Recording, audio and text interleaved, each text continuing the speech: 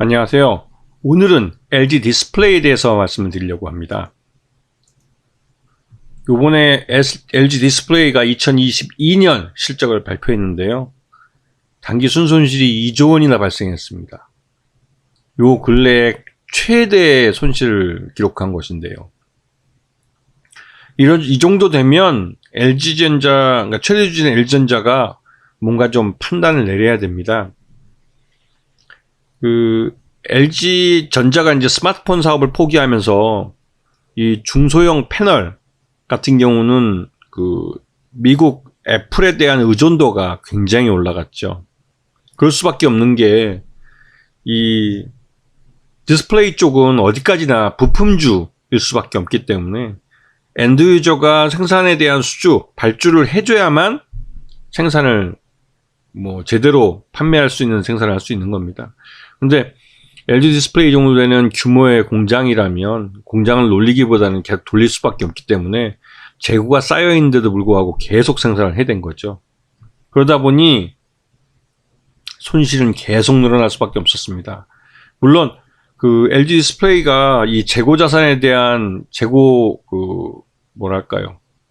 정리랄까, 재고 자산을 좀 줄이려는 노력은 많이 했습니다.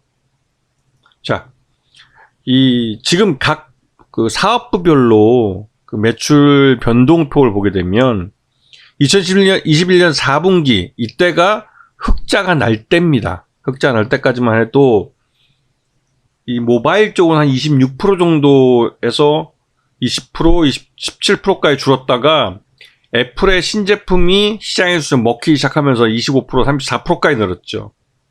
네.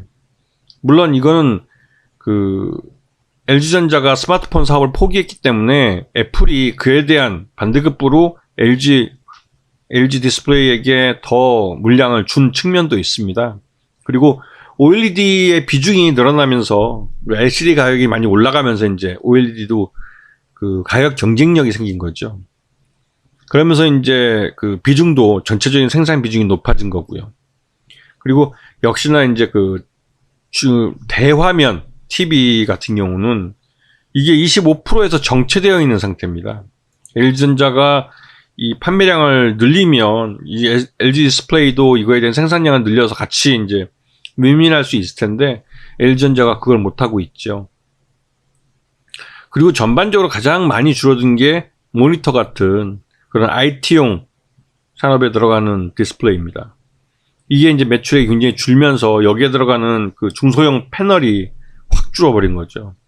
이게 LG 디스플레이의 실적을 급감시켜버리는, 그러니까 적자를 크게 늘리는 한 이유가 된 것도 있습니다. 물론 지금 보시다시피 요번에 발표한 것들 보면 대부분 다 적자로 전환한 것을 볼 수 있어요. 영업이익부터 시작해서 단기 순이익까지 다 적자로 떨어졌죠. LG 디스플레이 진짜 상태가 안 좋은 겁니다, 지금. 이 분기별로 실적이 변동된 걸 보시게 되면 2022년도에 이 그러니까 재고가 쌓여도 계속 경장을 돌렸던 걸로 표시할 수 있죠. 그리고 이 재고를 2022년에 지금 2분기, 3분기, 4분기 걸쳐서 떨어낸 겁니다.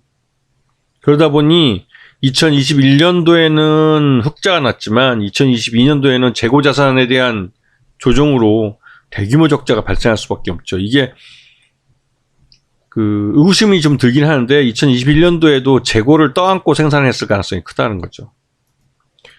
자, LG 디스플레이의 재고 자산을 2022년 상반기까지 기준으로 해서 봤을 때 2021년과 비교해 봤을 때 엄청 늘었습니다.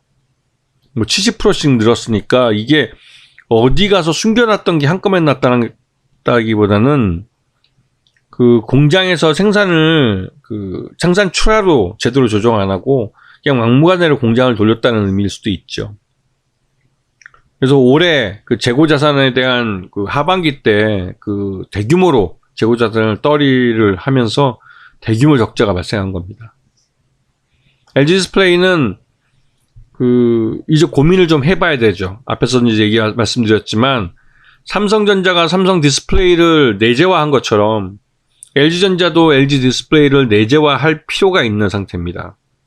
다만 LG전자가 그 LG 디스플레이의 최대주주이면 지분이 37.9%밖에 안 되기 때문에 이게 나중에 그 LG 디스플레이를 인수 합병할 때 비용이 상당하게 들어가게 되죠. 그래서 아마 그 10,000원을 기점으로 해서 10,000원부터 밑으로 떨어지면 아마 인수를 해서 아예 합병시킬 가능성이 크고요. 10,000원 밑으로 내려가지 않고 지금처럼 있으면 현 체제를 그대로 유지하면서 재고만 어떻게든 줄이는 쪽으로 갈 가능성도 있습니다. 근데 이 LG 디스플레이의 지금 상태를 봐서는 방법이 이 삼성전자처럼 그 LG 디스플레이를 LG전자가 흡수 합병하는 게 가장 좋은 그 사업 유지를 위해서 가장 좋은 방법이 아닐까 생각해 봅니다.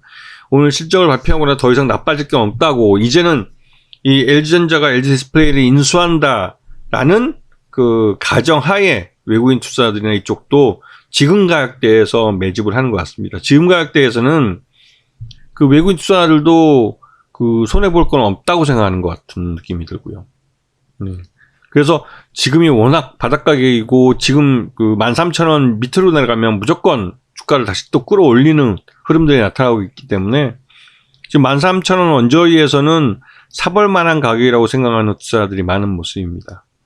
하지만 지금같이 실적이 나빠져서 계속 여기서 주가가 더 흘러내리면 LG전자가 LG 디스플레이를 인수해서 내재화하는 그 시나리오가 작동할 수 있기 때문에 그 리스크가 별로 없는 그런 매매 시점이라는 그 생각을 투자자들이 갖고 있는 거죠.